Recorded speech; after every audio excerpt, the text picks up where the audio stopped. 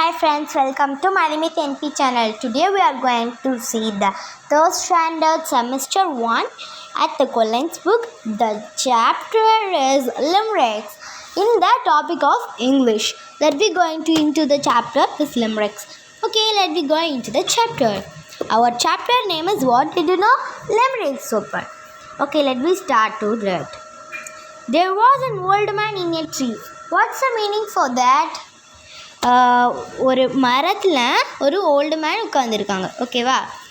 Who was ஹார்ப்லி board by அ பீ. ஹார்ப்லினா என்ன?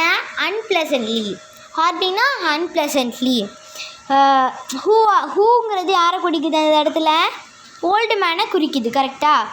அப்போது ஹாரிப்லினா அன்பிளசன்ட்லி, old மேனை தானே குறிக்குது. ஹூனா ஓல்டு மேனை குறிக்குது. ஓல்டு மேன் என்ன பண்ணிட்டாங்களாம், அந்த ஓல்டு மேனை ஒரு பீ ரொம்ப ரொம்ப பயங்கரமாக டிஸ்டர்ப் பண்ணிடுச்சு. யார்? பீ வந்து அந்த ஓல்டு மேனை, இந்த பாருங்க இருக்காங்க, அந்த ஓல்டு மேனை அந்த பீ வந்து டிஸ்டர்ப் பண்ணிகிட்ருக்கா.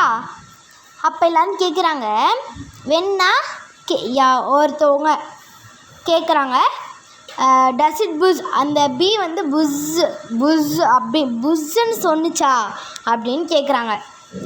அதுக்கு ஹீ ரிப்ளைட் இட் டஸ். இப்போ என்ன சொல்கிறாங்க அந்த ஓல்டு மேன்? ஆமாம், இது புஸ்ன்னு சத்தம் போட்டு என்னை அதானே பயங்கரமாக டிஸ்டர்ப் பண்ணிச்சுன்னோம். எதுக்கு பயங்கரமாக டிஸ்டர்ப் பண்ணிச்சு? புஸ்ன்னு சொல்லி டிஸ்டர்ப் பண்ணிச்சு. It's a regular brood of a bee. Okay, broodனா என்னன்னு பார்த்துடலாமா? broodனா something unpleasant or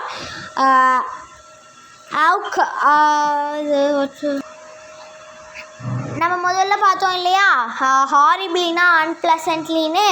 அப்படி தான் ப்ரூட்னாலும் சம்திங் அன்பிளசண்ட்டாக இருக்குது, நல்லா இல்லாமல் இருக்குதுன்னு சொல்லுவாங்க. அதை நம்ம அன்பிளசன்ட் சொல்லலாம், இல்லை ஆக்ரான்னு சொல்லலாம். ஓகேவா?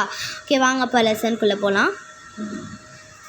நெக்ஸ்ட்டு, அது ரெகுலராகவே brood of a bee. It's a regular brood of a bee. எப்பயுமே அந்த பீயோட ஹேபிட் அது இப்படி தான் பண்ணும், பிடிக்காதது தான் பண்ணும் அப்படின்னு சொல்லிட்டு இருக்காங்க. ரெகுலராக உள்ளது தான் அது அப்படின்னு சொல்கிறாங்க. ஓகே, நெக்ஸ்ட் பேராகிராஃப் என்னென்னா, ஓகே இப்போ நெக்ஸ்ட் பேராகிராஃப். ஓகே, இப்போ நம்ம நெக்ஸ்ட் பேராகிராஃப் போகலாமா? நெக்ஸ்ட் பேராகிராஃப் என்னென்னா, there was an old man in a tree with a beard. பியர்ட்னால் என்னென்னா தாடி. இங்கே பாருங்கள், அந்த ஓல்டு மேனுக்கு இது மாதிரி பெரிய தாடி இருக்கா. எவ்வளோ பெரிய தாடி பார்த்தீங்களா? Okay, who said it is just as a feared. who saidங்கிறது யாரை குறிக்குது? ஓல்டு மேனை குறிக்குது. ஓல்டு மேன் சொன்னாங்க, இது எனக்கு ஒரு பயம்தான். இந்த தாடியை பார்த்துட்டு அவருக்கே என்ன ஆயிடுச்சான்? பயமாயிடுச்சான். இந்த தாடியை பார்த்துனா அவருக்கே பயமாக இருக்கான், அந்தளவுக்கு பெருசாக இருக்குது. ஓகே, அந்த தாடியில் என்னென்ன இருக்குது அப்படின்னா, பியர்ட். தாடினா பியர்ட். அது என்னென்ன இருக்குது அப்படின்னா, 2 owls and a hen, 4 larks and a wren. என்னென்ன இருக்குது? ஃபஸ்ட்டு 2 owls இருக்குது. இங்கே பார்த்தீங்களா, அதில் 2 ஆந்தைகள். owlsனால் ஆந்தைகள். 2 ஆந்தை இருக்குது. அப்புறம் ஒரு ஹென் இருக்குது, கோழி. கரெக்டாக? ஒரு கோழி இருக்குது. 4 larks. லர்க்ஸ்னால் என்ன? இப்போ உடனே அதுக்கு அர்த்தம் தெரிஞ்சுக்குவோம். லார்க்ஸ் அப்படின்னா small brown birds with very pleasant song. ஒரு சின்ன ப்ரௌன் கலரில் உள்ள சின்ன பறவையாக அது வித் ப்ளசன்ட் சாங்கு நல்லா பாடுமா. ஓகேவா? யார்? லாக்ஸ். அப்படி அதோட அர்த்தம் தான் லாக்ஸ்னால் என்னென்ன. லாக்ஸ்னால் என்ன? ஒரு சின்ன ப்ரௌன் கலரில் பேர்ட். அந்த பேர்டே நல்லா பாட்டு பாடும், கொஞ்சம் பாட்டு பாடும். ஓகேவா? அண்ட் wrenனா என்ன தெரியுமா? அந்த பாருங்க இருக்குது பாட்டு. லாக்ஸ்னால் என்ன? 4 லாக்ஸ் இருக்குது. லாக்ஸ்னால் இங்கே பார்த்தீங்களா இருக்குது 4 லாக்ஸு. இதான் லாக்ஸ். இது கொஞ்சம் பாட்டு பாடும். நெக்ஸ்ட் என்ன? wrenனா என்ன? இங்கே பார்த்தீங்களா wren. ஒரே ஒரு பறவை தான் அந்த wrenல இருக்குது, கோழி மாதிரியே.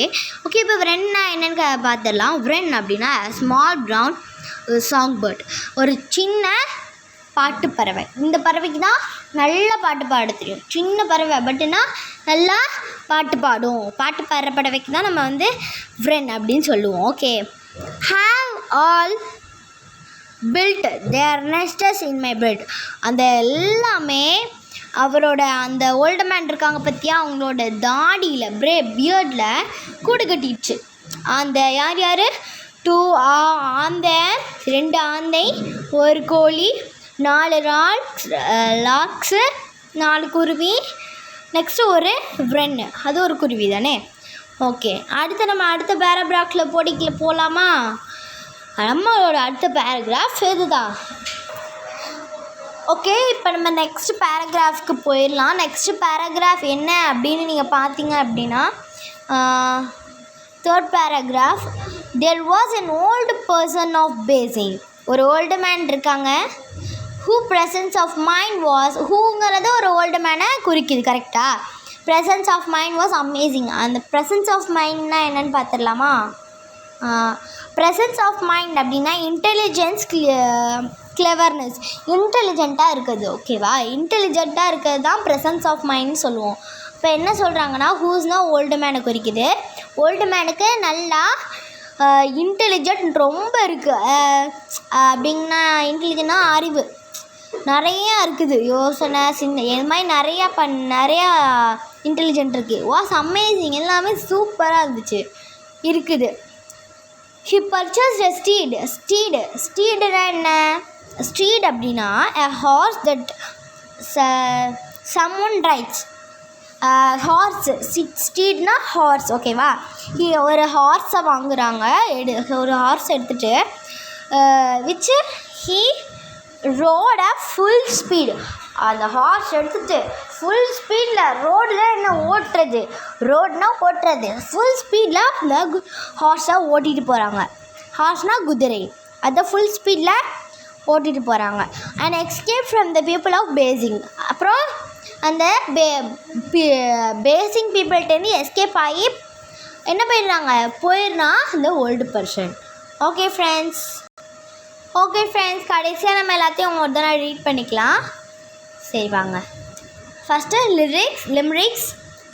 There was an old man in a tree who was horribly bored by a bee. When they sighed, "Does it buzz, buzz?" He replied, "Yes, it does. It's regularly brood of a bee." Next paragraph. There was an old man with a beard who said, "It is just as I feared. 2 owls and a hen, 4 larks and a wren have all built their nest in my beard." 3rd paragraph. There was an old person of Beijing whose presence of mind was amazing. He purchased a steed which he rode at full speed and escaped from the people of Beijing. Bye friends. Next வீடியோவில் மறக்காமல் like பண்ணிடுங்க, subscribe பண்ணிக்கோங்க, மறக்காமல் bell ஐக்கானை click பண்ணிக்கோங்க. இது மாதிரி நம்ம இப்போ 3rd செமஸ்டர் 1 முடிச்சிருக்கோம். அடுத்து 3rd செமஸ்டர் 2 பார்ப்போம், அடுத்து 4th பார்க்கலாம். இது மாதிரி எல்லா வீடியோஸும் கொஞ்சம் கொஞ்சமாக உங்களுக்கு போட்டுருவோம். லைக் பண்ணிடுங்க.